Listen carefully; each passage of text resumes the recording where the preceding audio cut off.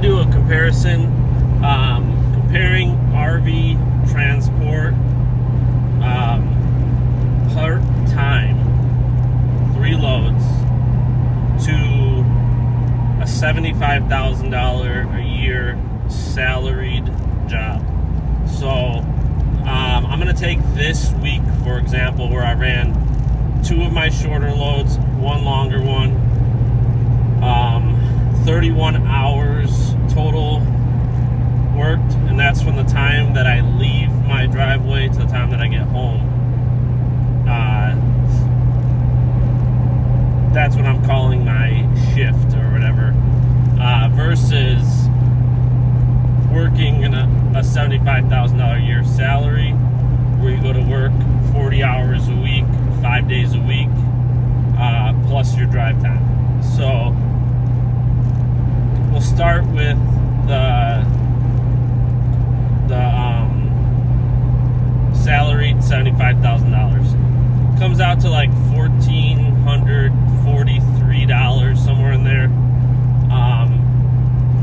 a week.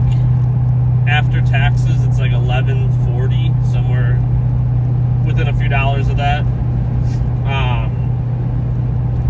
And then from there, I was looking at expenses. So for me, I was driving, because this is a real world situation. I was in a $75,000 a year salary. Now I also made commission plus bonus, so it worked out to a higher total than that, but it wasn't anything I could rely, there was no consistency to it. So even though I could make 90, 100 grand a year, I can only rely on really the 75, and I just wanted to do it for baseline numbers so people understand. But for me, I was driving an hour each way, or it was like 45 miles each way, and that's not including mileage driven for work, because I was driving out to see accounts and stuff, where that I was getting reimbursed for my mileage for that. But basically, I was spending $200 a week. I was filling my truck up twice. It had a smaller tank than the current truck, but $200 a week in fuel to drive there 5 days, there and back. Roughly 500 miles total. I think I'm a little off on it wasn't 45 miles. I think it was 54 miles actually. So a little bit over 100 miles a day. Like 108 miles a day, 540 miles a week that I was putting out. So $200 a week on average in fuel. Obviously, that things factor into that, like the price of fuel at the time. But I'm just gonna call it that for now. And then I take out 100 a week with RV transport for maintenance.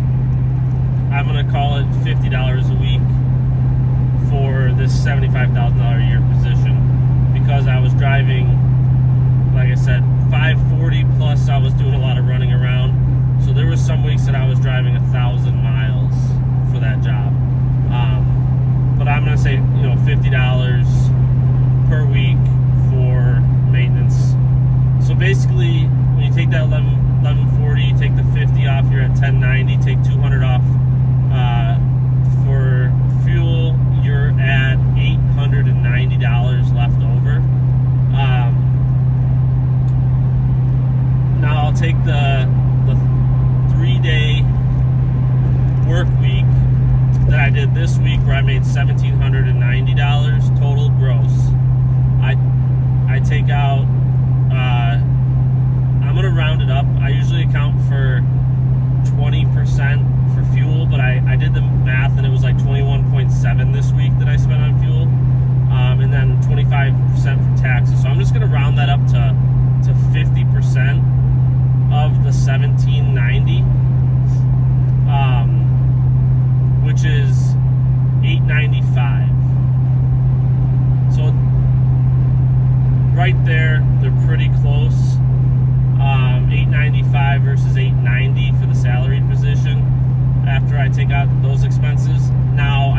spend call it $390 in fuel this week, so that leaves me with $505, and then I have to take out. I'm sorry, I already had taken the fuel out, so $895 versus $890, but I still have to remove the maintenance, which is $100 a week, so that brings me down to $795, and then insurance unladen. I wasn't obviously paying for that when I wasn't doing RV transport. That's $30. That's a little less than $30, but I rounded up to $30. So that puts me at $765. But it's actually a little higher than that because I rounded up for fuel. I rounded up for insurance. So it's somewhere in that $765 to $800. But it's considerably less hours when you look at it on paper. So I was driving an hour each way before putting in 40 hours. So you're talking 50 hours a week, sometimes more because of traffic, but just call it 50 versus 31 hours on this 3-day part-time RV transport. So you're almost 20 hours difference from the time I leave my driveway to the time I come back. And then one of the other factors I wanted to mention, when I was working in my salaried position, whether I was like out on the road or sitting at my desk doing that type of work, I was spending more money on eating out, like food for lunch. So I don't know if it was like boredom or whatever the case might be. I do know, I don't have actual factual numbers on it, but I was probably once or twice a week I would eat out. So I was spending that money that I typically don't spend now. But I'm not going to factor that in because that's not everybody's situation. I know some people eat out every single meal of every day, and then some people don't eat out at all and they make lunches every day. So that's something that I don't think needs to be factored in. I just wanted to mention it. So I'm not saying one is better than the other. I just wanted to put out there, because I've had a lot of comments lately on like people kind of bashing the RV transport, saying there's no money to be made. You're going to pay too much in taxes, and one guy was mentioning that you only make 30% after you pay for all your expenses. So I just wanted to kind of put that out there. And one thing that I can say is just like doing a salaried position versus RV transport, I can say that that I physically have more money in that account than I did when I was in a salaried $75,000 position, even factoring in the commission, the bonuses, and stuff like that. So in my opinion, I think that you make more money in the RV transport. It is a 1099 position, so you do have to factor that into it. But I was taking out, I was accounting for 25% in taxes, which I think is accurate. So I just want to lay those numbers out there.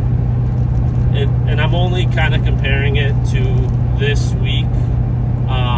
Obviously, there's been weeks that I've made more. I think my highest grossing was like $24.90 or $24.70. I don't remember off the top of my head.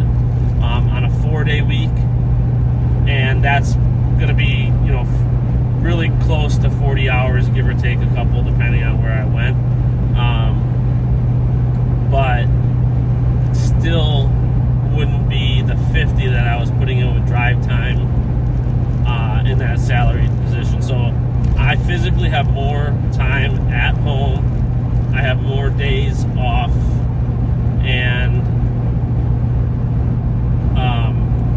in my opinion, more money than a $75,000 a year position.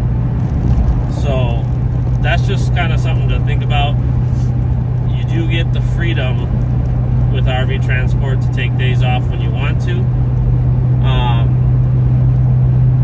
and take vacations when you want to, work the days that you feel like working. If it's snowing a lot outside, you don't have to work that day. So there is a lot of freedoms to it. You are your own boss, essentially, versus, you know, when you're in a typical salaried position, you're probably going to be given a set schedule, a set amount of days off. But the benefits to that would be, you know, you have that security, that consistent schedule. You kind of know, like, hey, I'm going to go to the office 5 days a week. At the end of that week, I'm going to make this much money. So that there is, you know, benefits to that as well. But I just wanted to put that out there for people that are thinking about RV transport, or maybe you're thinking about RV, or you're in RV transport and you're thinking it's not for you anymore, and you might want to take a salaried position, but you don't know what that would look like. You know, you can kind of base those numbers however you want. But and obviously there's factors in the net pay. You know, when you're on a W-2, I was claiming 0 so that I wouldn't have to pay taxes at the end of the year. So they were, you know, I was getting more taken out of my check weekly. So, you know, that's another factor that you could put into it. You know, if you want to claim higher so that you get more weekly pay, you can do that as well.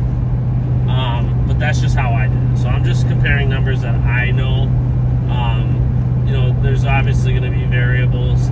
Other variable is if you're in a position like that and it's 2 minutes from your house, you're not going to have the cost of fuel like I did, or maintenance, or the extra 10 hours of drive time. So I know that every situation is different, but it's information that may be useful to some people.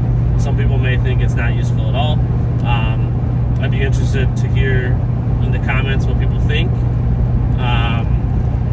I'll reply to it if I get any comments on that. If you like the video, give it a like, and if you want to see more videos like this in the future, then subscribe to the channel, and I'll continue to